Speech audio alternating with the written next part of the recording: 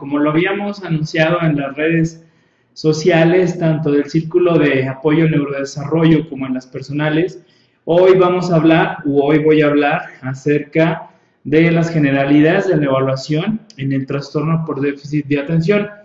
Agradezco la oportunidad de poder hoy mencionar y hablar de este tema, puesto que es un tema muy importante, como todos los que atañen al neurodesarrollo como tal. La oportunidad, la invitación que me hace el Círculo de Apoyo al Neurodesarrollo. Y bueno, pues, ¿qué les parece si empezamos de una vez como tal? Primero definiremos un poco con respecto acerca de qué es el famosísimo TDA, el trastorno por déficit de atención con hiperactividad. Siempre es importante definir qué es lo que es este trastorno para a partir de ahí poder desarrollar algunas cuestiones, algunas situaciones propias. Entonces, pues bueno, hablaremos acerca de este trastorno. Bueno, si alguien tiene alguna duda, si alguien tiene alguna inquietud, me puede escribir aquí en el Facebook. Yo lo estoy revisando, entonces pues va a ser la respuesta directa. También estoy transmitiendo en vivo desde Twitter, desde mi cuenta, que es Burro La Luna. Y pues bueno, empecemos a hablar acerca del TDA. El TDA es un trastorno del neurodesarrollo que se caracteriza por dificultades en dos principales áreas o ámbitos. Uno y otro tiene que ver con el aspecto comportamental. Tanto el aspecto cognitivo como el comportamental hace referencia a las las ejecutivas son todos aquellos procesos que regula esta parte del cerebro que se llama lóbulo frontal, que tiene como objetivo guiar la acción, el pensamiento, la emoción y la conducta. Se considera que las personas que tienen TDA pues tienen una dificultad o alguna alteración en las funciones ejecutivas. Dentro de estas dificultades que aparecen en el TDA, en el ámbito cognitivo, pues aparecen los problemas atencionales, aparecen las dificultades en la memoria de trabajo y aparecen dificultades en la velocidad de procesamiento.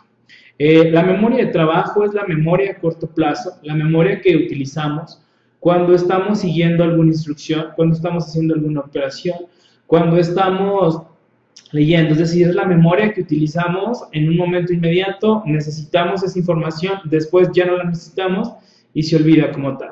Después también aparecen las dificultades en la velocidad de procesamiento. La velocidad de procesamiento es el tiempo de reacción ante los estímulos, por decirlo de alguna manera. Es decir, si a ustedes les cuentan un chiste y ustedes entienden el chiste enseguida, quiere decir que su velocidad de procesamiento es muy buena o es buena. Pero si a ustedes les cuentan un chiste y ustedes no lo entienden enseguida, entonces su velocidad de procesamiento no es tan buena como tal. Dentro de las dificultades que tienen que ver con lo comportamental está el control de la impulsividad. La impulsividad es actuar sin pensar en las consecuencias de tus actos como tal. El control de la inhibición es, bueno, la inhibición es como el freno que tenemos las personas, es lo que de alguna otra manera nos impide que hagamos cierto tipo de cuestiones. Y sobre la sobreactividad motora, que tiene que ver con el exceso de movimiento en situaciones donde no se tienen que mover. Estas dificultades obviamente van a incidir negativamente en el desarrollo de la persona, sobre todo en el ámbito personal, en el ámbito social, en el ámbito familiar, en el ámbito escolar y en el ámbito laboral como tal. Son algunos de los criterios que tenemos que considerar para determinar la presencia o no de un trastorno mental, sobre todo de un trastorno de déficit de atención con hiperactividad. De las principales situaciones que tienen que ver con el TDA como tal es pues los tipos que hay, por decirlo de alguna manera, ¿no? Antes se hablaba acerca del TDA. Bueno, primero hagamos referencia al DSM-4 y al DSM-5. Los psicólogos o quienes nos dedicamos al apartado de la salud mental utilizamos dos manuales que nos permiten establecer los criterios para el diagnóstico o la determinación de trastornos mentales. Utilizamos el DSM, que es el Manual Diagnóstico y Estadístico de los Trastornos Mentales, que es el que está editado por la organización, perdón, por la Asociación Psiquiátrica Americana, la APA, y el otro es la CIE, que lo edita la Organización Mundial de la Salud. Estos son dos instrumentos o dos libros que nosotros utilizamos para el diagnóstico de los trastornos mentales. En el caso del TDA, según desde la perspectiva del DSM, tanto del DSM-4, TR como del DSM-5 aparecen, en el DSM-4 aparecían tipos y en el DSM-5 aparecían presentaciones, ¿sale? Hay tres tipos de presentaciones: la presentación combinada, donde aparecen síntomas de hiperactividad y de impulsividad de la misma manera; la presentación predominantemente con falta de atención, donde aparecen más síntomas que tienen que ver con el déficit atencional como tal; y la presentación predominantemente hiperactiva e impulsiva, donde aparece mayor énfasis la sintomatología hiperactiva e impulsiva que las que tienen que ver con el déficit de atención como tal. Estas dificultades propias del TDA van a, de alguna otra manera, como decía, incidir negativamente en la vida de las personas que la padecen o en la vida de la familia de quien la padece como tal.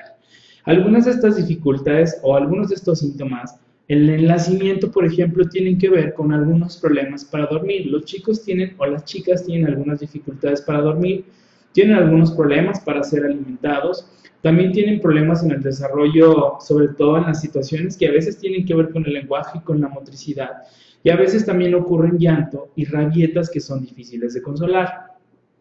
Dentro del aspecto o dentro de la situación que aparece en el ámbito preescolar, pues a veces hay algunas dificultades en el control de esfínteres. A veces son niños que son muy activos, son niños que son muy traviesos, son poco cumplidores de órdenes y son excesivamente atrevidos con actividades peligrosas. Ojo, no porque un niño tenga estas características quiere decir que va a tener TDA. La valoración, como lo veremos más adelante, es exhaustiva y tenemos que conocer y tener los elementos necesarios y suficientes para determinar si tiene o no tiene tal trastorno. Obviamente estas dificultades que aparecen tanto en el nacimiento como en el preescolar hace que sean agotadores para los padres y muchas veces llegan a tener problemas con los límites. Las principales dificultades que tienen que ver con el TDA, que se conoce como la Santísima Trinidad, según Russell Berkeley, que es uno de los principales exponentes del TDA, menciona que son tres: la hiperactividad, la impulsividad y la inatención. Obviamente, estas características o estos cuadros sintomatológicos aparecen con mayor intensidad y frecuencia de lo que se espera en niños de la misma edad. Es decir, todos en algún momento o todos en alguna circunstancia somos personas hiperactivas, impulsivas, inatentas, sobre todo es cuando somos más pequeños, porque nuestro cerebro está en proceso de desarrollo, de madurar y todavía no tiene las habilidades necesarias para que se considere como un desarrollo que está terminado, que está completo. Estas dificultades de hiperactividad, de impulsividad e inatención son más marcadas que alguien o un chico que no las tiene. Tenemos que ser muy cuidadosos y esbozar de si estas dificultades son propias que tengan que ver con un trastorno por déficit de atención con hiperactividad o se pueden atribuir otros cuadros, como pueden ser, por ejemplo, los estados maduracionales. Lo que tiene que ver con la inatención y lo que tiene que ver con el control de la impulsividad tiene que ver con el proceso del desarrollo. Se cree que los niños antes de los 7 años todavía no tienen la capacidad de poner atención como debería de tenerla un chico de mayor edad. Es decir, muchas de estas características hasta en cierto punto se pueden considerar normales. En el control de la inhibición o en el control de la inhibición de conducta se cree que a partir de los 7 años los chicos están en mayores condiciones de poder controlar su conducta como tal. Estas dificultades de hiperactividad, de impulsividad, también se pueden deber a cuadros psiquiátricos o psicológicos, como factores sociofamiliares estresantes, es decir, a veces ocurre algo en casa o alguna situación como tal que genera un estrés mayor en la familia, que genera un estrés mayor en el chico, y hace que su conducta cambie y que sea muy similar a las características que tienen que ver con un chico que tiene TDA. También puede que se deban a conductas o patrones educativos desadaptativos de los padres. ¿Qué quiere decir esto? Que los padres de alguna otra manera tienen dificultades en llevar una crianza que les permita tener un mejor desempeño a sus hijos y estas dificultades hace que se confundan con situaciones que tienen que ver con la hiperactividad, con la impulsividad y con la inatención. También se pueden deber a cuadros neurológicos o cuadros médicos. Por eso es muy importante evaluar y conocer la etiología de estas dificultades, porque si no sabemos, de alguna otra manera podemos estar diagnosticando a alguien de TDA cuando no tiene como tal TDA. Dentro de las situaciones que tienen que ver con hiperactividad, como les mencionaba, es el exceso de movimiento en situaciones donde resulta inadecuado hacerlo y en diferentes ámbitos, como puede ser en la casa y en la escuela. En los niños, ¿qué es lo que vemos? Bueno, son niños que de alguna otra manera se suben a alturas de forma excesiva e inapropiada. Son los niños que van caminando y de repente ven un montón de tierra o ven una banca y se suben y empiezan a brincar en ella. A veces tienen dificultades para permanecer quietos cuando las situaciones lo requieren. Regularmente los papás dicen, son niños muy hiperactivos, son niños que parece que no se les acaba la batería, son niños que parece que los mueve un motor como tal. También estos chicos o estas chicas son ruidosos y hablan en exceso durante actividades que requieren tranquilidad, es decir, los papás enseguida saben que están haciendo algo porque sus hijos están haciendo bastante ruido, ¿sale? De las situaciones que tienen que ver de alguna otra manera con la impulsividad, encontramos, por ejemplo, la impaciencia, la dificultad para aplazar respuestas o esperar su propio turno. A menudo interrumpen y dan respuestas precipitadas antes de que las preguntas hayan sido completadas, es decir, responden antes de que se termine la pregunta, y en general se caracterizan por actuar sin pensar en las consecuencias de su conducta. Dentro de la impulsividad existen tres tipos, que una es la cognitiva, otra es la social y la tercera es la motora. La social tienen dificultades para adecuarse a las normas del grupo, es decir, regularmente les cuesta entender que su conducta, su comportamiento les va a tener o les va a traer algún tipo de repercusión. La impulsividad motora tiene que ver con la hiperactividad y que de alguna otra manera hace que sea más evidente el problema. La que de alguna otra manera también trae repercusiones, sobre todo en el ámbito escolar, es la impulsividad cognitiva. La impulsividad cognitiva se basa en la dimensión reflexividad-impulsividad o un estilo cognitivo RI, donde aparecen déficits en la solución de problemas en tareas de incertidumbre de respuesta. Es decir, si a ellos les ponen un examen donde no venga una respuesta y ellos tengan que dar una respuesta como tal, probablemente tengan más dificultades para poder resolver esta respuesta o este examen. Lo mejor es que de alguna otra manera sea un examen con respuestas múltiples, porque de alguna u otra manera eso va a hacer que se pierdan menos en toda la información. Y obviamente al haber una impulsividad cognitiva, pues tendrán dificultades en el rendimiento en general como tal. ¿Sale? Dentro de los aspectos que tienen que ver con la inatención, pues primero tenemos que decir que la atención es un estado de alerta, un estado de activación, un estado de focalización y mantenimiento. Es un mecanismo más que un proceso en sí. Tiene tres funciones distintas y complementarias. ¿Sale? Está la atención sostenida, está la atención dividida y la atención selectiva. La atención dividida es la que hace referencia a la capacidad y a la concentración. La atención selectiva hace referencia a la focalización y la discriminación. Y la que más nos interesa es la atención sostenida. ¿Por qué? Porque la atención sostenida tiene que ver con tareas de vigilancia y de rendimiento continuo. Es decir, cuando nosotros estamos leyendo o cuando estamos haciendo una actividad, por ejemplo, como una operación aritmética que tenemos que ir siguiendo un proceso, aquí es donde llegamos a tener más dificultades o aquí es donde se llega a tener más dificultades cuando aparece una situación que tiene que ver con el TDA. Esto es porque, bueno, no hacen las cosas o las dificultades aparecen no porque no sepan hacer las cosas o porque se distraigan, sino porque hay un cansancio precipitado. Este cansancio precipitado se da porque no se tiene un tono cortical adecuado, es decir, hay una dificultad a nivel neurocognitivo que hace que no se ponga atención. Y si se pone atención, es un proceso mucho más difícil, más complejo, que alguien que no llega a tener dificultades como tal. ¿Cómo es que nosotros nos percatamos de que existen dificultades a nivel atencional como tal?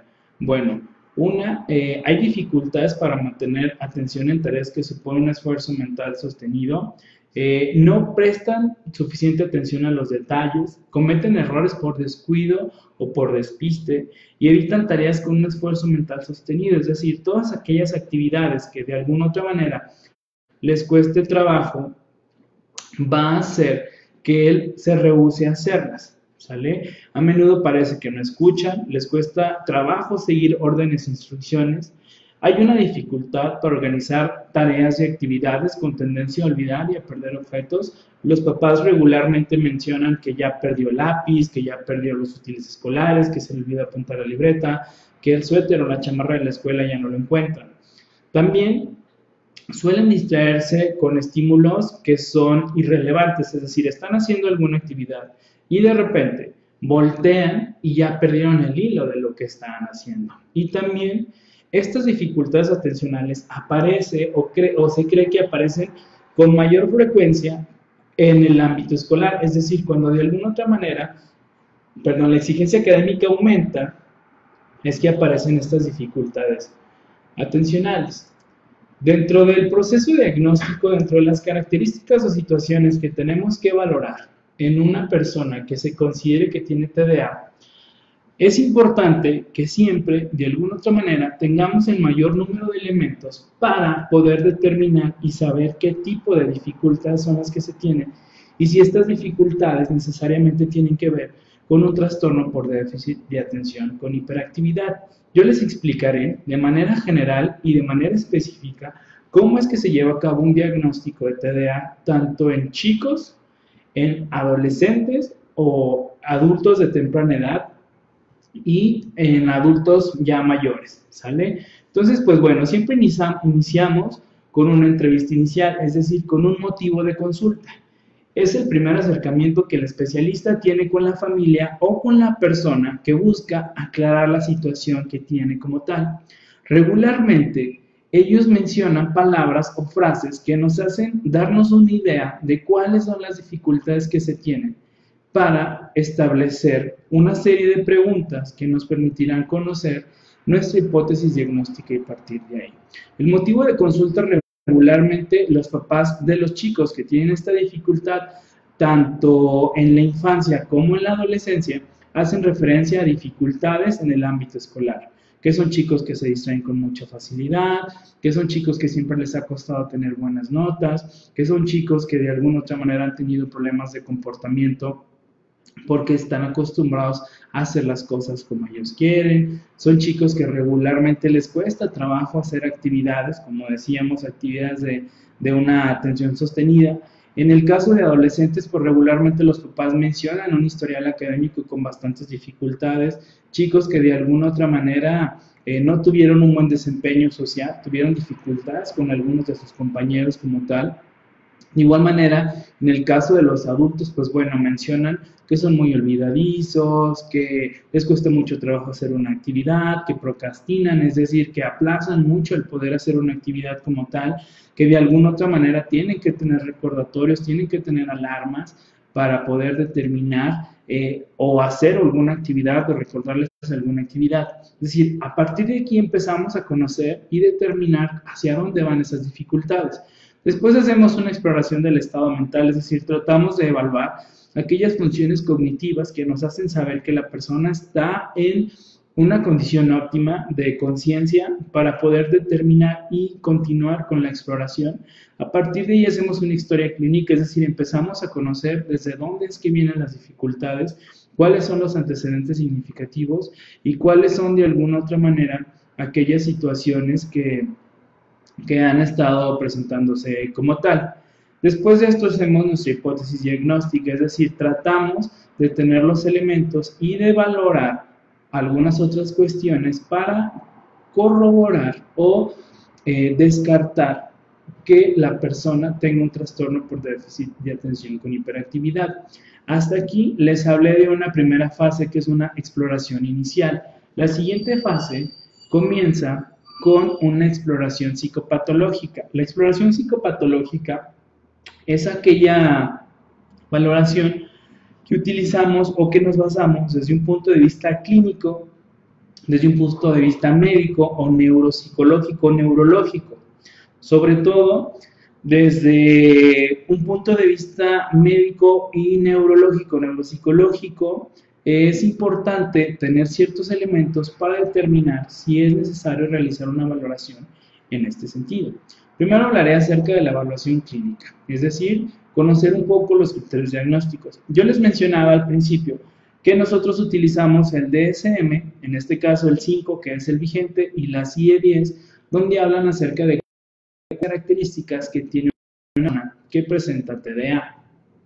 Tenemos que explorar los signos y los síntomas, es decir, lo que de alguna otra manera podemos medir, y los síntomas es lo que de alguna otra manera el paciente o los familiares del paciente nos mencionan, ¿sale? Después hablamos de la temporalidad, es decir, a partir de cuándo aparecieron estas dificultades.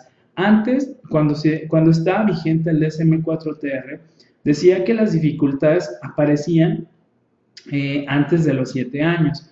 Ahora, en la actualidad, con la aparición del DSM-5, dice que las dificultades tienen que aparecer a partir de los 12 años y con un periodo comprendido de al menos 6 meses. Entonces, la temporalidad siempre hace referencia a cuánto tiempo se han presentado los signos y los síntomas. Y después conocemos el grado de afección o afectación, es decir, si hay alguna alteración en el ambiente personal, familiar, social, escolar o laboral. Después de aquí, hacemos una valoración del funcionamiento cognitivo general. Esto de alguna u otra forma nos permitirá conocer los elementos y saber qué otras dificultades aparecen con el TDA. Es muy importante que nosotros valoremos el funcionamiento cognitivo general, porque a partir de ahí tendremos más elementos para determinar cuál va a ser el pronóstico y qué tipo de situaciones tenemos que trabajar. A mí en lo personal me gusta utilizar los instrumentos Wechsler. En este caso pues utilizo el WISC o el WISE, que me permiten conocer cómo es que se encuentra la memoria del trabajo y la velocidad de procesamiento. Al principio yo les mencionaba que dentro de las dificultades cognitivas había dificultades en la velocidad de procesamiento y en la memoria de trabajo. Estas áreas o estos elementos o constructos se evalúan mediante el WISC. Entonces eso nos permite conocer cómo es que se presentan estas dificultades. Les mencionaba que regularmente las personas que tienen TDA tienen dificultades o tienen un perfil más bajo en la memoria de trabajo y en la velocidad de procesamiento. Y también, sobre todo en el caso de los niños, es importante que valoremos si estas situaciones tienen que ver con el desarrollo como tal o que es alguna otra situación que hace que aparezcan estas dificultades. Esta evaluación clínica la haremos mediante el uso de diversos instrumentos, como puede ser una entrevista abierta o una entrevista estructurada. Hay un par de entrevistas que nos permiten conocer esta sintomatología, sobre todo en el caso de los niños y adolescentes utilizamos la Mini International Neuropsychiatric Interview, que es la Mini-KIT, y la Mini, que es la Mini International Neuropsychiatric Interview. Ambas exploran a distintas edades el TDA, así como otros trastornos mentales que pueden aparecer. También utilizamos la observación, es decir, de alguna otra manera corroboramos lo que nos están contestando con lo que nosotros estamos viendo, y también pasamos ciertos cuestionarios o test, que en este caso pueden ser cuestionarios o test particulares propios del TDA, como puede ser el Conners, como puede ser el EDA en niños y adolescentes, y en adultos podemos utilizar el WURS, el Wenders-Utah Scale, ¿sale? Y también es importante aclarar que una vez que tenemos esta información, la triangulamos, es decir, corroboramos lo que medimos, lo que observamos y de alguna otra manera lo que preguntamos. Y a partir de ahí establecemos los elementos para hacer un diagnóstico. La valoración médica y evaluación neuropsicológica la llevamos a cabo cuando no tenemos clara la etiología del trastorno o de los síntomas, es decir, cuando no sabemos si estas dificultades como tal se deben a alguna otra afección o a alguna otra alteración que pudieran explicar por qué es que aparecieron estos síntomas. Es muy importante que el especialista que valore tenga un amplio conocimiento de psicopatología y de desarrollo, porque a partir de ahí se determina cuáles son las dificultades que se pueden tener como tal. Después de eso, ya elaboramos la fase diagnóstica, que es la fase tercera, donde le ponemos un nombre a las dificultades que se llegan a tener. Es decir, ya tenemos claro, ya corroboramos cuál es nuestra hipótesis diagnóstica y aquí podemos sumar dos cuestiones. Una, que es el diagnóstico diferencial, es decir, determinar si esta situación tiene que ver con TDA o tiene que ver con otra alteración o con otra dificultad, y una comorbilidad. La comorbilidad tiene que ver con la presencia de un trastorno más otro trastorno. En el caso del TDA, la mayoría de los chicos tienen dificultades con dos principales áreas, una con el área académica y la otra con el área comportamental. Es decir, aquí tenemos que corroborar si existen dificultades en el ámbito comportamental y dificultades en el ámbito escolar o académico, es decir, si hay un trastorno negativista desafiante o un trastorno de conducta. Y en el caso del ambiente escolar, si hay alguna dificultad específica de aprendizaje, ¿cómo pudiera ser? Una dislexia, una disgrafía, una discalculia, una disortografía. Es muy importante que tengamos estos elementos para establecer un pronóstico y saber qué es lo que tenemos que trabajar. Hay algunos casos que los chicos llegan a presentar hasta 3 trastornos, es decir, puede presentar TDA más una dificultad específica de aprendizaje más una situación que tenga que ver con ansiedad o con depresión, derivado de la sintomatología propia del TDA y de las dificultades específicas de aprendizaje. A partir de aquí, que termina esta tercera fase, que es la fase diagnóstica, vamos a la devolución de resultados o al informe. Aquí es bien importante que todas las personas que acuden a un proceso psicoterapéutico sepan que es obligación de nosotros los profesionales entregarles por escrito la situación o el diagnóstico de lo que les está pasando y sobre todo que les expliquemos en base a qué nos basamos para determinar este diagnóstico. A partir de eso, elaboramos un informe, es decir, les explicamos qué es lo que pasa y de alguna otra manera ustedes son los encargados de poder difundir esa información de manera escrita. Esto va a permitir de alguna otra manera poder hablar acerca de la intervención que se tiene que llevar con otros especialistas. Es decir, esta es la última fase, es la fase de intervención o tratamiento. La intervención del tratamiento lo vamos a dividir en dos cuestiones. Una, la primera, que tiene que ser la intervención con paciente, con los padres, tutores, familiares y maestros. Es decir, nuestra función como especialistas es coordinarnos con los demás, con las demás personas que son parte del círculo del chico, de la chica que padece TDA, para poder determinar cuál es la mejor forma que tenemos que trabajar. El tratamiento, el que tiene mayor evidencia empírica, es el tratamiento multimodal o combinado. Es el tratamiento donde interviene la farmacoterapia o la farmacología, la intervención psicológica, que tiene que ver con intervención con padres, con reducción de conductas, que se basa en la terapia cognitivo-conductual, y la educación o reeducación o la intervención psicopedagógica. La otra parte que tiene que ver con la intervención o con el tratamiento es cuando hablamos con otros profesionales, es decir, cuando de alguna otra manera, por los antecedentes o por el tipo de intervención que se va a tener, nos coordinamos con los neuropediatras, con los psiquiatras, con los terapeutas de la comunicación humana, con los pedagogos o con los maestros de educación especial o pediatras para determinar la mejor forma de atender como tal. De forma general, así es como se lleva a cabo un diagnóstico de trastorno mental.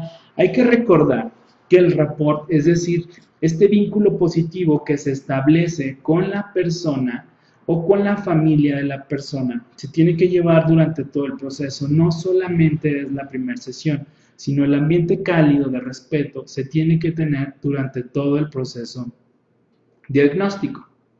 Espero que esto les haya ayudado y les permita entender quizá un poco de manera más específica cuáles son las situaciones que se tienen que considerar en el TDA. Y bueno, Tengo aquí una pregunta que me está realizando Fiorella Navarro. Eh, bueno, ella nos menciona o nos pregunta, que es una pregunta bastante interesante y tiene que ver precisamente, ella dice, ¿cómo reconocer el TDA cuando se tiene autismo? Esta es una pregunta muy importante porque de alguna otra manera tenemos que tener los elementos para determinar y saber cuándo es una cosa, bueno, cuándo es TDA, cuándo es autismo y cuándo de alguna otra manera van juntos. Para responder esta pregunta, me voy a basar primero en el DSM-4TR. En el DSM-4TR se hablaba de que eran diagnósticos excluyentes el trastorno por déficit de atención con el trastorno del espectro autista. El espectro autista o el trastorno del espectro autista es otro trastorno del neurodesarrollo que causa dificultades en tres principales áreas. En el aspecto, bueno, en tres principales áreas, pero que se combinan dos, ahí no me sale, se combinan dos y queda una parte. Una tiene que ver en el aspecto en el aspecto social y comunicativo, es decir, son chicos que tienen dificultades para relacionarse y chicos que de alguna u otra manera tienen situaciones que les permite tener una dificultad o alguna situación de relacionarse con las demás personas y tiene que haber un aspecto que tiene que ver con la situación propia de conductas raras o conductas estereotipadas. Realmente tendría en otra ocasión que explicar específicamente qué es TDA, qué es trastorno del espectro autista, cómo se relaciona, porque siento que ahorita si les explico todo esto quizá me pierda. Entonces, bueno, regresando a la pregunta o al tema inicial, ¿cómo conocer el TDA cuando se tiene autismo? Bueno, de entrada, yo considero, y esta es una perspectiva propia, que a veces es muy complejo poder determinar cuándo un chico que tiene autismo o un trastorno del espectro autista, sobre todo de bajo funcionamiento, tiene características que tengan que ver propiamente con el TDA. Regularmente es más sencillo un chico que tiene un alto funcionamiento, a partir de la valoración que se realizó, saber cuándo es TDA y cuándo es autismo. Regularmente los chicos que tienen un trastorno por déficit de atención tienen unas características particulares muy distintas a las que tiene un chico con trastorno del espectro autista. El poder realizar esta determinación es el hecho de utilizar, los instrumentos que yo hace rato les mencionaba para determinar si estas dificultades son propias del autismo o son dificultades propias del TDA. Les pongo un ejemplo. A veces los chicos tienen cierto tipo de dificultades al abordar cierto tipo de temas. Y esto no necesariamente tiene que ver con una cuestión que tenga que ser con TDA, donde el chico no se concentra acerca del tema que se le está explicando, sino más bien tiene que ver que cuando una persona tiene autismo, que es de más o menos funcionamiento, tiene algo que se llama un interés restringido, es decir, hablar única y exclusivamente de un tema. Y por eso hace que de repente no se centre en temas que no le son primordiales o que no le llaman la atención en ese momento. Y en este caso, tenemos también que conocer que muchas de las dificultades sociales que se tienen son dificultades que se tienen por defecto en el trastorno del espectro autista y no en el TDA.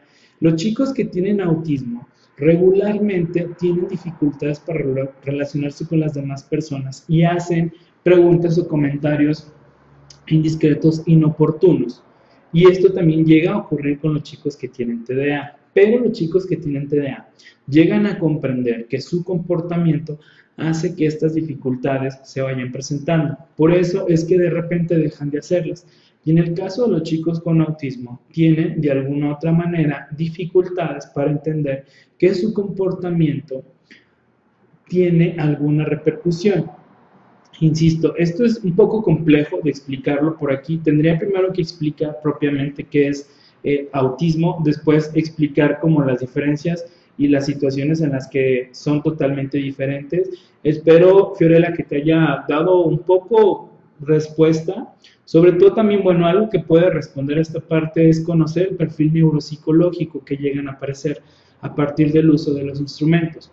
Los chicos que tienen TDA, yo les mencionaba que cuando utilizamos una prueba como el WISC, donde se habla de la velocidad de procesamiento, donde se habla de la memoria de trabajo, donde aparece la comprensión verbal, que tiene que ver con todo lo que el chico conoce a partir de lo que ha escuchado, de lo que ha leído, de lo que ha visto, y el índice de razonamiento perceptivo, que es la capacidad de la lógica. Regularmente los chicos que tienen autismo, estos perfiles salen muy elevados, sobre todo en el aspecto que tiene que ver con la comprensión social.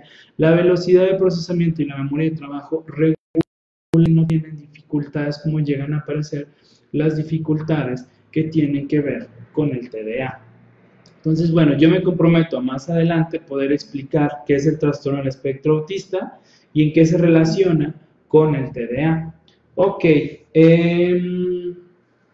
bueno, aquí Elisa está escribiendo algunas cositas, lo pueden checar ustedes ahí. Gracias a ti, Elisa, a Noemí por la invitación. Aquí hay otra pregunta de Noemí, ¿qué profesor debe indicar la medicación? ¿Todos los casos de TDA necesitan medicación? Ok, esta también es una pregunta bastante buena, es una pregunta que regularmente hacen los papás porque tienen un poco de miedo con respecto al empleo de la medicación. Y bueno, ok, de entrada, quien tiene que indicar la medicación tiene que ser un facultativo, es decir, tiene que ser una persona que tenga la especialidad en medicina, sobre todo que sea pediatra, neuropediatra, psiquiatra o psiquiatra como tal. La medicación tiene una función, tiene un objetivo como tal. La medicación hace que las dificultades a nivel cognitivo y conductual disminuyan de manera muy marcada y pues tienen que ser los especialistas, ni los psicólogos, ni los neuropsicólogos, bueno, probablemente también los neurólogos estén en condiciones de poder emitir el tratamiento farmacológico, pero tiene que ser un tratamiento farmacológico acorde a la intensidad y a la severidad de los síntomas como tal. Aquí Noemí pregunta si todos los casos de TDA necesitan medicación. Yo creo en lo personal que si a veces, y esto es algo muy personal, no quiere decir que sea lo que se mencione como tal, es algo que yo creo. Creo que la medicación, de entrada, bueno, como les mencionaba, el tratamiento multimodal, el tratamiento que tiene que ver con la intervención farmacológica, psicológica, psicoterapéutica y psicopedagógica, es la que tiene mayores elementos. Es decir, un chico que está tratado, que está siendo tratado bajo estas tres vertientes, va a tener más posibilidades de un mayor, ¿cómo decirlo?, de un mayor beneficio terapéutico. En este caso, si a veces las dificultades no son tan marcadas y se pueden establecer estrategias para que sea más fácil que los chicos puedan acceder o disminuir las dificultades que tienen, creo que se valora si se puede prescindir del medicamento. Esto tiene que hacerse a partir de tener más elementos y sobre todo a partir de que se conozca cuáles son las dificultades específicas que el chico tiene. Esto quiero hacer la aclaración y la mención que es una percepción que yo tengo. La mayoría de los chicos que yo atiendo o que tienen alguna dificultad que tiene que ver con un TDA, ellos están en su tratamiento farmacológico, es decir, yo me coordino con los especialistas del área para que puedan atender este tipo de dificultades. Obviamente, el tratamiento farmacológico siempre causa algún tipo de malestar o siempre causa algún tipo de malestar en el sentido de preocupación o cierto temor hacia los padres, porque el tratamiento farmacológico es un psicoestimulante, es decir, es algo que les permite de alguna otra manera, por decirlo de una forma coloquial, que haya más conectividad entre el cerebro. Yo les explico mucho a los papás y utilizo una analogía donde les digo o les pregunto qué pasaría si a sus hijos o a ellos tuvieran una dificultad, por ejemplo, se les rompiera una pierna. Cuando alguien se rompe una pierna o se rompe un brazo, pero sobre todo una pierna, lo primero que se tiene que hacer es establecer un diagnóstico, es decir, hacer una resonancia magnética, una radiografía, una tomografía, etc., para determinar cuál es la gravedad de la situación. A partir de ahí, pues bueno, lo primero que se tiene que hacer es inmovilizar la parte como tal. Una vez que se inmoviliza, se dan quizá algunos medicamentos para el dolor. Después de eso, se tiene que utilizar un aparato funcional, llámese silla de ruedas, de bastón, bordón, muletas, andadera, etc.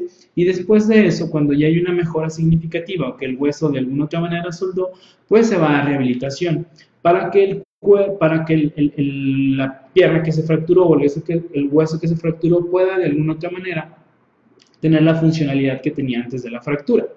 Yo les pregunto a los papás, ¿qué pasaría si a tu hijo, en lugar de que tuviera TDA, se hubiera roto una pierna?